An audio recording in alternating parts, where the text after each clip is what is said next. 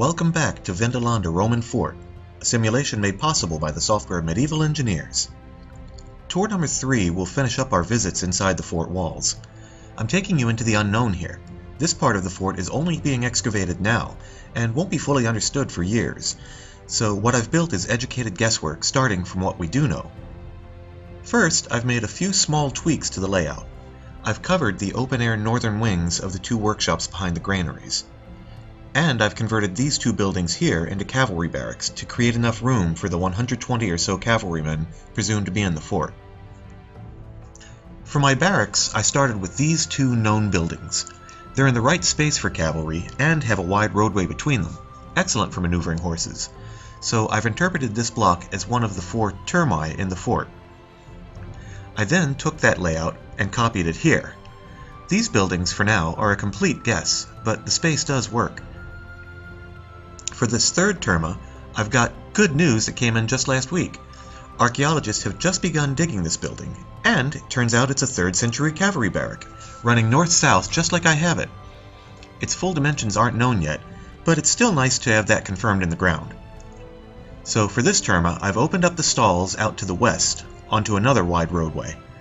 That road and the little narrow storage and tack houses along it are another guess.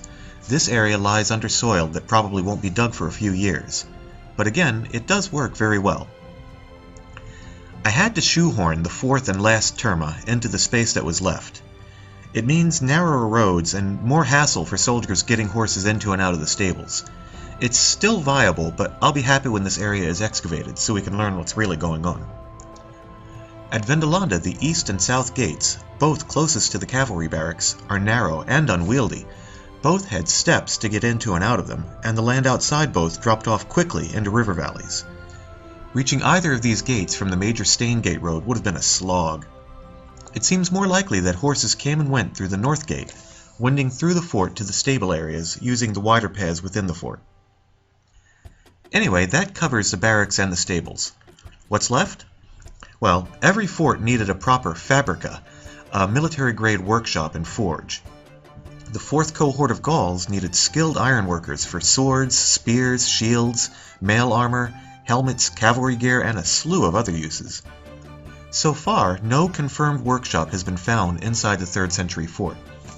But down in this corner, the noise and stench and danger from the incredibly hot fires would affect the fewest people and animals, so it made good sense. I've also created 2 other fabricae in the fort, just south of the granaries. The very northern tips of these 2 buildings were found in 2008. Since they sit right where carts could deliver supplies, it made sense to create them as workshops. The one on the east I turned into a leather and rope workshop. To the west I put in woodworking and tinkering. Outside them I added a couple small market stalls. South of the workshops, this courtyard building is a conjectured hospital. This part of the fort is completely unexcavated, so this is a total guess. But a courtyard hospital is on display at nearby Halstead's fort, up on the wall itself. And an earlier fort at Vindolanda is known to have had a hospital. Large drains coming from this area were traced in 2006, so a place that used a lot of fresh water, and maybe needed to cart away blood and foul water, did make sense. This hospital is a simple place, with an office in the front with lots of shelving for herbs and salves and medical equipment, a couple operating rooms off to its sides, and behind it opens into a quiet courtyard for convalescing and getting fresh air. Around the courtyard is a series of private chambers where the sick and injured could get rest and heal. South of the hospital, on the right we pass a latrine dug in 2006. Also dug in 2006 was part of this area to the left.